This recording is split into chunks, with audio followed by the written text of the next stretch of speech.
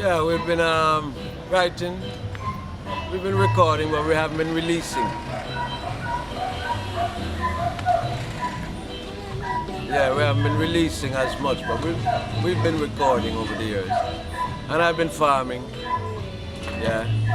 You're farming too? Yeah, I'm farming also. And at a particular time, the music industry didn't seem as if it was ready for my type of music, too tough.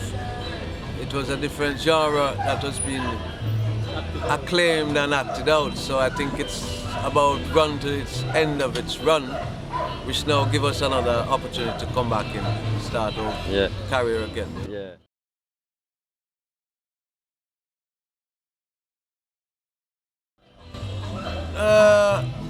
I just eased off because distributors, problems with distributions, distributors. So we actually later on this year we'll be coming back out with a lot of the old tracks on the Shepherd label. Yeah, because there is a Japanese label who is supposed to release a compilation of some of my old recordings. So by spring. May, I think by somewhere about by May that should be released. Yes. Okay, and it contains all your Shepherd. Just some. Actually, it has about 7 other tracks which were released on Shepherd label. And it includes some other tracks which weren't released from the late 70s and up to maybe 81, 82. All right. It includes the Graduation in Zion. Graduation in Zion, a version of it is on that. Yes. And can you tell us why this song, as it's presented on the Rockers, was never released on a 45 and I just didn't. It was my song. It still is my song. I had produced it then. I don't know why I didn't really release it on a 45. I just didn't think of releasing it on a 45. I thought I would have gotten back some things out of the LP. Apart from promotion, that's about all we've got so far. So it will be released later on this year also. Yeah. On Shepherd, the original. All right. And can you tell us how you started your label Shepherd? And why you call it so? I was called Shepherd because I suppose of my living among certain people. They started calling me Shepherd. So that name was one of my, like how Kiddus is blessed, or Kiddus was the lamb, Kiddus was you know. So Shepherd was one of my aliases then. So I just used that name as a shepherd for the music industry. Oh, because you have many surnames. No, well, not surname, but I was aliases, nicknames. Right? That was one of the names given to me. Yeah. Shepherd. Shepherd. Yeah. Oh. And who drew the A friend of mine called Manuel Bona Swift. Yeah. Who was a designer? Yeah, he was here today. Oh. Yeah.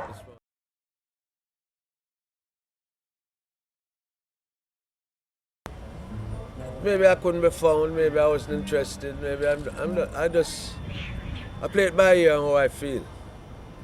And for a particular time when I came back out in '92 to release, the industry wasn't ready for my type of music. So for the last 13 years or so, I haven't done anything. I'm just now in the process of doing it and getting it done. But when you said 20 years ago, I actually, on 2 occasions, compiled 2 different LPs and just didn't release. Yeah. Right? Specifically the last one, because when I came back to Jamaica, it was pure dancehall. Nobody was interested in good old-time classic music. You spent some time in America? Or? I spent time in America. I spent time in Europe and England. Okay.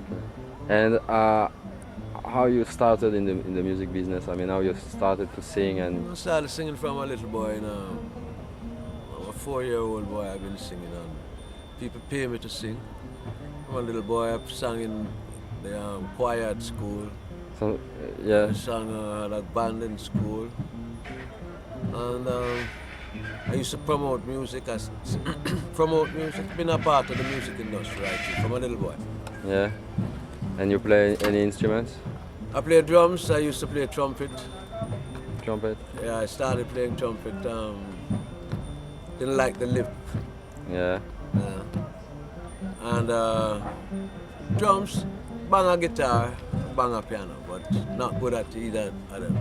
But I bang them. Yeah, I can. You as a trumpeter or as a keyboard, Keyboard or any other things. you I did just bang. some session recording in studio. No, I never did. I never recorded for myself. The only thing I played in studio as instrument was percussion instrument, drums and percussion instrument. Alright. And recently, when is the last time you spent some time in studio voicing? I was there up to last week working with, up to this week really, working on a track with Chin at Harry J's studio, which was where the movie Rockers was done. Shot together. Oh, RG Studio. Yeah, and some big album recorded there. Yeah, well, a lot of albums, a lot of Bob Marley's big albums were recorded there. That was the studio in the 70s, late 60s, 70s, which was the Rootsman studio, like, you know? Classic good studio. Yeah.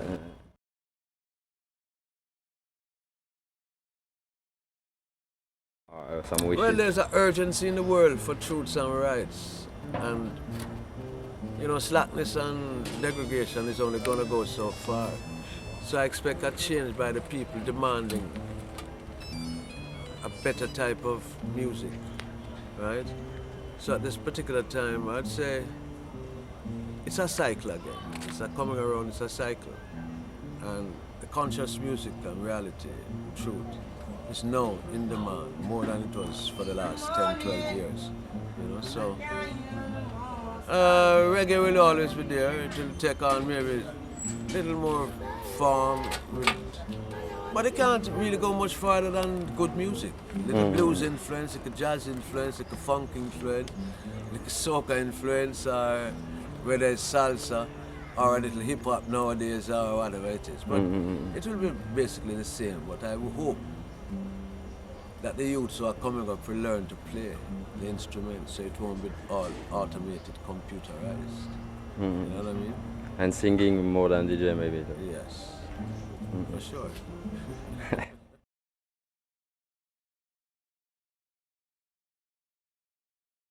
We look at the world, we see problems, we see where we can maybe use words to offer solutions, insights, words that can inspire, you know, throw light on a situation.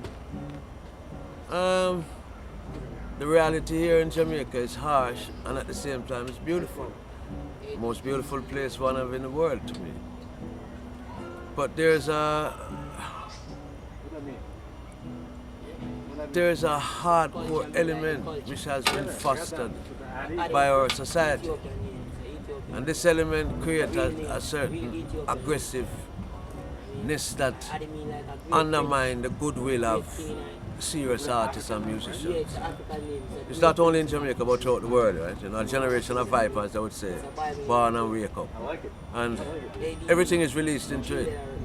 Now, my lyrics, I can only say what, I can't put anything out for man to hear than what these two eyes see, what these 2 ears hear, what I take in, I can only make it balance it as best I can and straight. That what I offer don't mislead, misguide mankind, a child, or anyone. Right? So as an artist, I feel an obligation to that truth and expressing it in the only way that it can be done as best I know, in accordance with the higher authorities. Yeah? So my lyrics then would be inspiration that I see in things of the world and that I can maybe offer a little light on. Yes.